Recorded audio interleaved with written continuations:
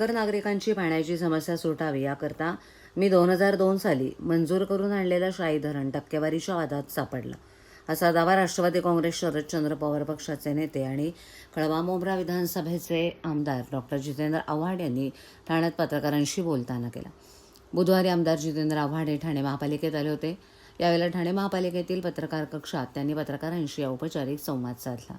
त्यावेळेला त्यांनी हा दावा केला. यावेळेला त्यांच्यासोबत ठाणे महापालिकेतील राष्ट्रवादी काँग्रेस शरद पवार पक्षाचे गटनेते अभिजित पवार, ठाणे शहर जिल्हाध्यक्ष मनोज प्रधान, ज्येष्ठ नगरसेवक सुधीर भगत उपस्थित होते. आज ठाणे शहरातील मेट्रोचं काम अत्यंत संथ गतीनं सुरू आहे. रस्त्यावर खूप खड्डे पडलेत. वाहतूक कोंडीनं ठाणेकर त्रस्त झालेत. पुढच्या काळात लवकरच मेट्रो सेवा सुरू होईल असं वाटत नाही, असा दावाही आमदार आव्हाड यांनी केला आहे.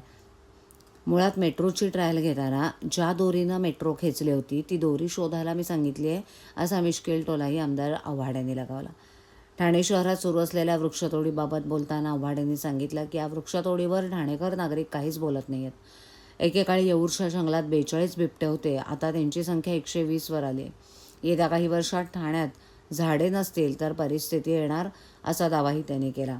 ठाणे महापालिकेच्या निवडणुका झाल्यानंतरही स्थायी समिती, परिवहन समितीसह इतर विशेष समित्या अद्याप रखडलेल्या आहेत. याबाबत आव्हाड यांना विचारलं असता ते म्हणाले की हे सर्व सत्ताधारी पक्षाच्या हातात आहे. त्यांच्या मनात येईल तेव्हा ते नियुक्त्या करतील. ठाणेकरांनी त्यांना पाशवी बहुमत दिलं आहे, ते करतील, असा टोलाही लगावला. 2002 साली राज्य शासनाशी भांडूप मुंबई महापालिकेला मंजूर झालेलं शाही धरण मी ठाणे महापालिकेसाठी आणलं होतं, पण टक्केवारीच्या वादात ते धरण रखडलं असावा दावा आव्हाड यांनी केला आहे. पुढील काळात पाण्याची मोठी समस्या ठाण्यात निर्माण होणार आहे. मुबलक पाणी उपलब्ध न झाल्यानं ठाणेकरांची वाईट अवस्था होईल, असा दावाही त्यांनी केला आहे.